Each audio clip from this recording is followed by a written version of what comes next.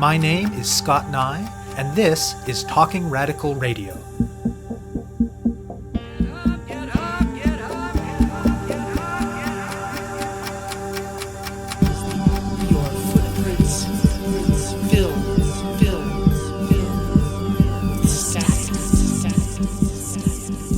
Hello and welcome to Talking Radical Radio, where we bring you grassroots voices from across Canada. We give you the chance to hear many different people who are facing many different struggles, talk about what they're doing, how they're doing it, and why they're doing it, in the belief that such listening is a crucial step in strengthening all of our efforts to change the world.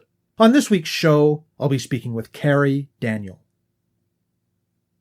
When Kearie Daniel's son was 7 years old, she started getting calls home from his teacher on a regular basis. He'd never had any behavioral issues before, but now it seemed there were many. At first, she took this at face value and responded accordingly. But as she continued to get calls from this teacher, it became clear that something else was going on. Daniel said, quote, "He couldn't breathe in the class without this teacher picking up the phone to complain," end quote. This was, in fact, a pretty classic example of one of the ways in which anti-Black racism shows up in the school system. Black kids at around that age often begin to be subjected to excessive surveillance and policing, analogous to what Black people in Canada face more generally. In the context of schools, this can look like heightened scrutiny from teachers, like getting in trouble for behaviors that are ignored or dealt with in a non-disciplinary way when exhibited by their peers, like harsher punishments, and like being tagged as, quote-unquote, a problem. This takes a major emotional toll on Black children and youth. There are many other ways that anti-Blackness shows up in schools as well. This includes inadequate responses to racist microaggressions and bullying. It includes Black youth being disproportionately streamed into non-academic or low-achievement programs. Only 54% of Black students said they felt supported by teachers in a 2006 census survey. Black and other racialized people are significantly underrepresented as teachers. And consistently, students face curriculum and teaching practices that erase or denigrate Black histories and present-day realities. Daniel, of course, has had her own lifetime of experience of anti-Black racism in school and elsewhere. But she said that in some ways, she really became politicized around becoming a mother, and her children's experiences really set the stage for her involvement in advocacy work related to anti-Black racism in the education system. Her kids were in the York Catholic District School Board, just north of Toronto, so that was the initial focus of her efforts. There were also a handful of Black parents and teachers doing similar things with the public school board in that area. After a public meeting drew all of them and many other Black parents together, Daniel and a small group of others decided to start an organization to collectivize their efforts, which they called Parents of Black Children. In the summer of 2020, as racial justice protests were erupting across the continent and as the first wave of the COVID-19 pandemic began to recede, the group held a march specifically for Black students in Toronto. They formulated 10 demands for the Ontario Ministry of Education, including decolonized curriculum, police-free schools province-wide, collection of disaggregated race-based data, equity audits of all school boards in the province, and more. They've also been very involved in providing direct support to other parents. Because of how the pandemic has moved activities of all sorts online, they've been able to do this not just for parents in the Toronto area, but across Ontario. They have system navigators for supporting parents in relation to both the school and child welfare systems, which can include everything from accompaniment at meetings with officials to assistance in filing human rights complaints. They also offer workshops to help Black parents learn more about the systems they have to deal with. Recently, they launched an online reporting tool for educators to submit information about incidents of anti-Black racism that they experience or witness in Canadian schools. This is a tool for data collection and unfortunately cannot lead to action in the specific cases that are reported. But it is a way to begin building a much richer picture of how anti-Black racism shows up in schools and using that as the basis for advocacy demanding systemic changes. Daniel couldn't really say whether or not last year's uprising had shifted how schools, boards, and the ministry are responding to anti-Black racism. But she did say, quote, "For us, this is a crisis," end quote. While from institutions with the power to make change, quote, "there's no response with real urgency," end quote. Along with continuing their direct support for Black parents and youth, Parents of Black Children is considering starting chapters in local areas to focus on advocacy at individual school boards. And they'll be continuing to put pressure at the ministry level for broader systemic changes. I speak with Daniel about anti-Black racism in the school system and about the work of parents of Black children. My name is Kearie Daniel. I'm a mom of two. I live in the Greater Toronto area. I have a blog and podcast as well called Woke Mommy Chatter. And my background is communications and public relations work, and I do equity consulting. And our group, Parents of Black Children, is an advocacy group that was formed to really address the systemic issues of anti-Black racism and disparity in education and also outcomes for Black kids in the education system. So we advocate on behalf of Black parents, we support Black parents, and we provide resources to help Black parents build their knowledge in terms of the education system. I've always been socially conscious and socially aware. I grew up in Jane and Finch, which in Toronto they refer to as a high priority neighborhood, meaning that there were a lot of immigrants and poor people and racialized people who lived in the community. And growing up in a community like that, which was a wonderful community from my perspective, but it really opens your eyes in terms of relationships with police, the ideas that people have and stereotypes that people may have about, where you live. So social justice and advocacy and the needs of particular groups of people and communities has always been something that's been really close to me. When I became a parent, I think, being a Black mother, it's political. I have a son and I have a daughter. And the honest truth is when my husband and I found out we were having a boy, we were scared. We love our children more than anything and we love our son, but we were frightened because of what that meant to bring a Black boy into this world. And we knew that there would be particular implications for what that meant about his experience and his safety. And I was really conscious about that in terms of his educational experience as well, because I know what my experience was. So parenthood really opened my eyes more so than anything. When my son was about 4 or 5, we were driving in the car and he kept saying, he's like, Blackie, Blackie, Blackie. And I thought he was saying lackey, like someone who kind of, follows someone around. And I thought, wow, my child has a great, great vocabulary. So I turned to him and I said, where'd you hear that word lackey? And he said, I'm not saying lackey, I'm saying Blackie. And then he kept saying it. So I pulled the car over and I turned to him and I said, who told you that? And he said, my friend said it's another word for Black people. So, I talked to him about why you don't use that word, but I also recognized that we needed support. Like it just wasn't enough for us to have our family, and he needed to be surrounded by friends and people that looked like him too. And I think that moment is probably one of the moments that really kind of drove me and got me involved, particularly in examining this idea of Black motherhood that later led to Parents of Black Children. Parents of Black Children came together organically.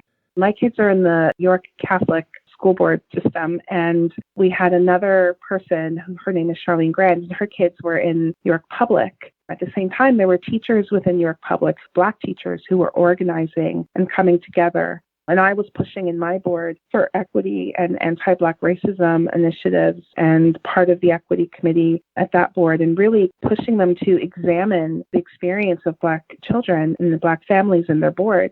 And so all of us were doing this work kind of on our own. And then Claudette, who is a teacher who works in the York Public Board, called a meeting. And it was initially just York Public. I heard about it, called everyone I knew, including Charlene. And there were over 100 Black parents in the room. And out of that, a few of us came together and decided to start an organization. And at first, the organization was really just for York Region. It was just so we could collectivize, so that I wasn't fighting alone in the York Catholic Board and they weren't fighting alone in the York Public, that we would come together. But what happened is once we formed this organization and people heard about it, they came to us for support from Thunder Bay in Ontario, like the top of Ontario, right down to the bottom in Windsor. We've grown so quickly. We have over 2,000 people that we reach every month via our email newsletter. We are nationally incorporated now. We have people calling us from Calgary and Quebec and Nova Scotia wanting to start chapters. So it's grown more than we could have imagined. And it started out as a group of moms really coming together to advocate and work on behalf of our kids. And it's just ballooned into something bigger because people need support. Black families, it doesn't matter your socioeconomic status, and it doesn't matter where you live, what province, what country. The experience of our kids in the education system is the same, and it is heavy, is how I describe it. So what do Black children and youth face in the school system? We've gotten calls from everywhere, and it's the same stories. In my case, my son was only 7 at the time. The teacher would call me consistently about everything he did. And this is a child that we never had issues with before, and we really haven't had issues with since this time. But he couldn't do anything. He couldn't. He told a story in class, and she called me because she thought he needed to go to a psychiatrist because she didn't like the story. There was a bunny in the story, and the bunny died, and we needed to talk about that. And then he had scissors in his hands, and it was art class, and she said he was a danger to himself and others.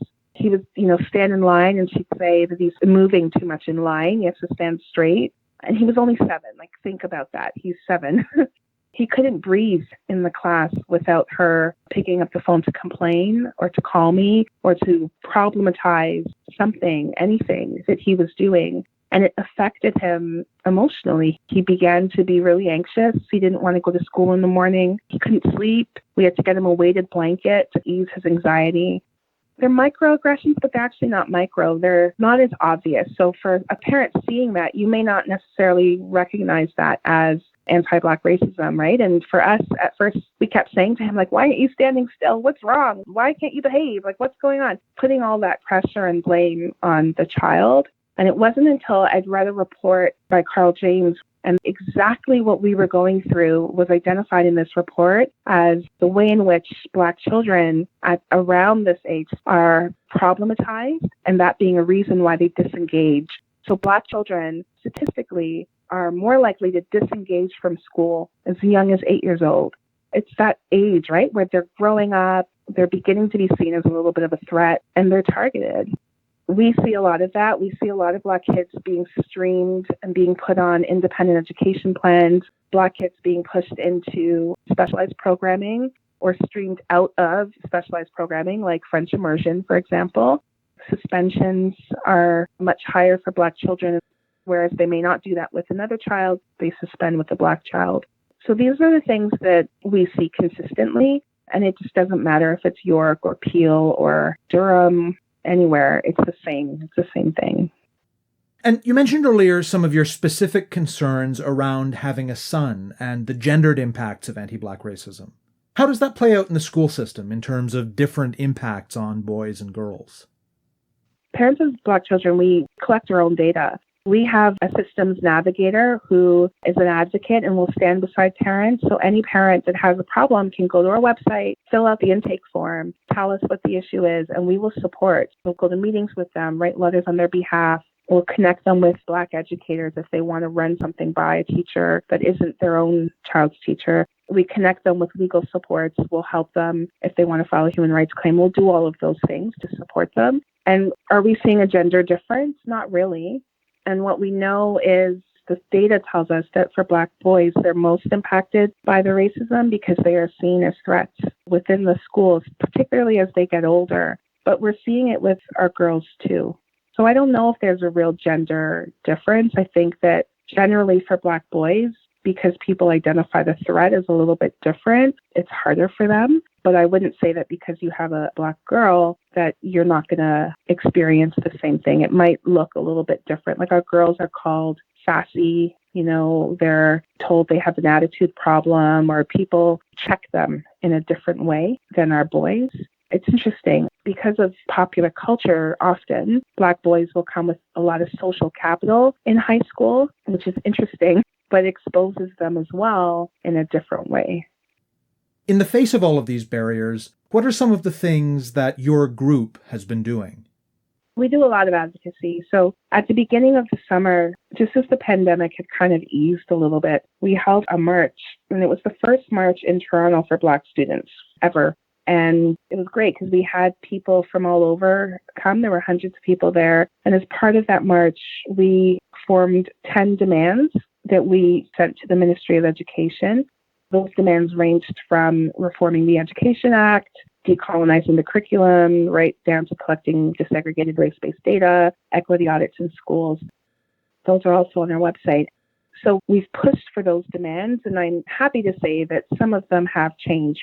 One of them was around accountability for teachers who are perpetuating racism and discrimination in their classrooms. And what we've seen over the last few months is the ministry come out with an announcement to say that the Ontario College of Teachers is now going to categorize racism and discrimination as a professional misconduct. And that's a huge win. There's still a lot of gray, like we need to understand what that professional misconduct means. But what that does is that anyone who can experience any form of discrimination or racism now has an avenue to report that teacher and for there to be accountability for the teacher in question. The other thing we do, as I talked about, was the systems navigation. So we do that for both education and child welfare. Parents fill out these forms for anything. Whatever it is, we come in and provide that support and add an extra layer of support for families. And we do the same thing in the child welfare space because we know our kids are funneled from education to criminal justice to child welfare. And so we do the same thing in that space. And then we also do workshops. We have a series of workshops that are led by our education team, and our education team are all teachers, Ontario certified teachers. And I always say, like, teachers speak a whole other language.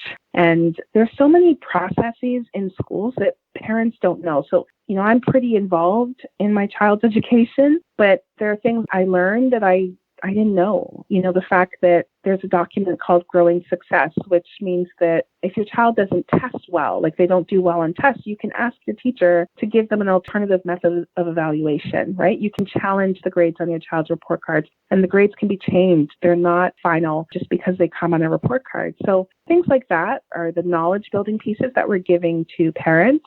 And then we just launched an anti-Black racism reporting tool. What was happening was we were getting a lot of educators, many of them Black, but many of them not, who were saying to us, I'm speaking up for Black kids in my school, and I'm getting a letter in my file. My principal is saying that I'm a troublemaker. I'm not getting the advancements that I want to make, and I'm feeling like I'm being targeted because I'm speaking up. And they didn't have any place to take that because they didn't feel safe reporting it through their board or their union. So we've launched the anti-Black racism reporting tool where anyone who's working in the education space can anonymously report any instance of anti-Black racism that they see or that impacts them directly. The reason this is important is because it gives us the first visibility into what's happening for people who are working on boards across the province. We don't have that currently. We launched maybe about a week and a bit ago, and we have coming up to about 110 responses so far. And we're going to be looking at the data as it comes in and reporting back quarterly publicly on what we're finding. Let's talk in a little more detail about a couple of your demands. Why, for instance, is it important to make changes in curriculum, and what would those changes look like? Someone said to me today, actually, she's a teacher, and she said, when I'm teaching, I always say to my class that if I'm teaching them something and I'm looking at the curriculum and I'm looking at the textbook and it's the same information that I learned 30 years ago, that's a problem. And she's right. When we talk about decolonizing the curriculum, it's really looking at including experiences that are not centered in a Eurocentric lens. Everything in our schools centers whiteness. Everything. Whether it is the Band-Aid that the office keeps when a child hurts themselves, right through to, we could talk about history books, but also even math or science or, if your kids are in a Catholic school, religion, like just everything centers whiteness. And so part of decolonizing the curriculum is looking at the experiences of Indigenous communities and telling the story from their lens. Looking at the experiences of Black communities and telling the story from our lens. That's a really critical piece. It's important because kids need to see themselves. It's plain and simple. It's good for all kids, not just Black kids, not just Indigenous kids. It's good for all kids. And another of your demands is to have the police-free schools that certain boards have implemented extended across the province. Why is that an important change? What the data tells us is that at schools that have school resource officers or school engagement teams, the interaction between police and Black students in those schools is much higher. Black students report that they don't feel safe going to schools with police. The other thing that we know that happens too is police, they're not just there to be friendly. Like, we know that they are also there observing, they're making observations, they're reporting that, and our kids are targets when that's the case. So there really is no reason for police to be in schools. I think that at one time it was believed that having police in schools would bridge the relationships and bridge the gap between community and police. That was, in the 80s, 90s maybe. We know now, there's been a lot of research, we know differently. And when you know better, you do better, right? And that's what we're asking. We've seen the research.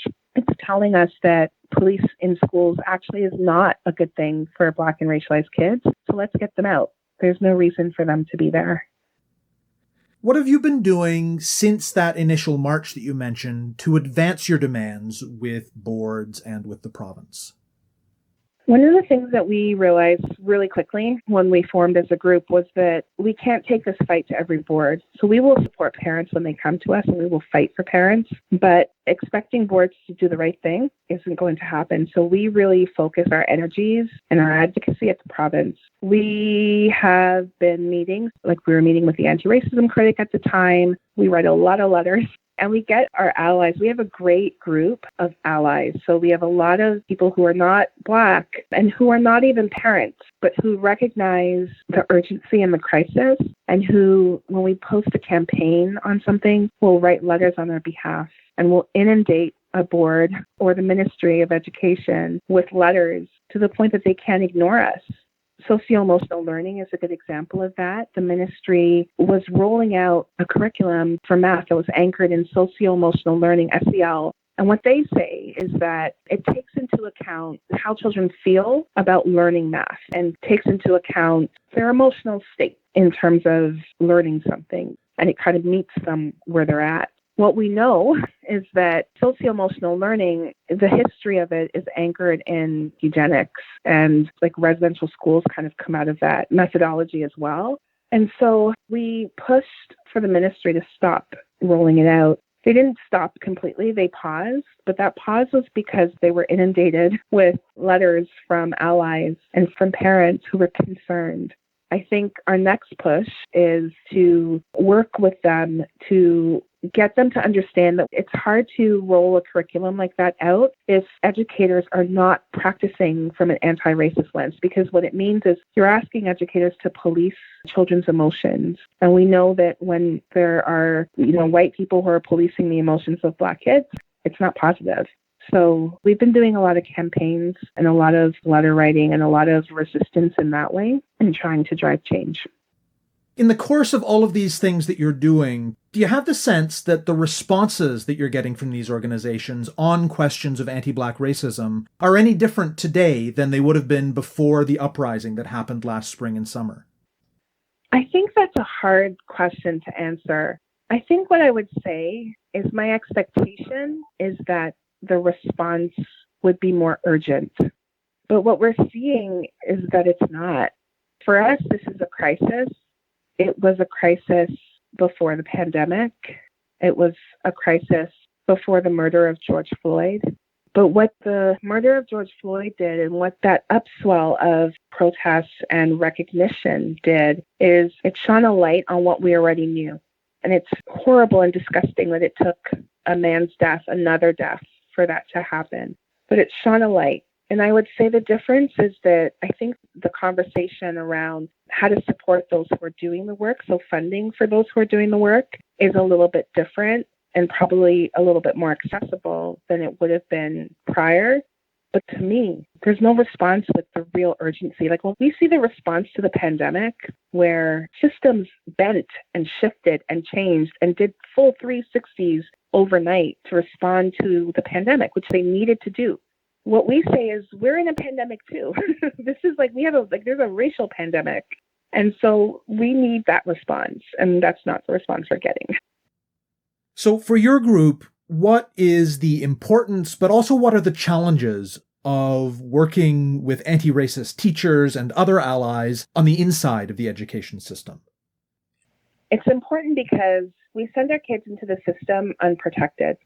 When you talk to teachers, they use language like, oh, we love our kids, we work so hard, and all those things are true. But what we know is that often that love doesn't extend to Black kids. So teachers will put themselves in front of white children or even kids of other races to almost protect them like a barrier from harm, but they won't do that for Black children. And often the reason they're not doing it is not because they don't want to. And this applies to Black teachers, right? They don't feel like they can do it in the same way because they feel like there'll be repercussions for them. So how can we as Black parents send our kids into a system where teachers are telling us, even Black teachers are saying, I don't feel I can speak up about the harm I see being caused to Black kids or Black students because I'm going to be harmed, because I'm not going to get a promotion. I might lose my job and my family needs to eat. So that's the importance of the tool, is that it sheds a light on what we know. This tool gives them some space to share their experiences and sheds some light on what's happening in the system so we can talk about it. Because, when I say it out loud, I'm like, how can I send my kids into the education system knowing that there literally is no one there looking out for them? What does parents of Black children have planned for the next while? One of the main priorities is the analytics and the data that's coming in from this racism reporting tool. The response to this tool has been more than we could have imagined. So we're looking at partnering with a researcher to go through and start to pull the data so that at the end of the first quarter, we can do a report back.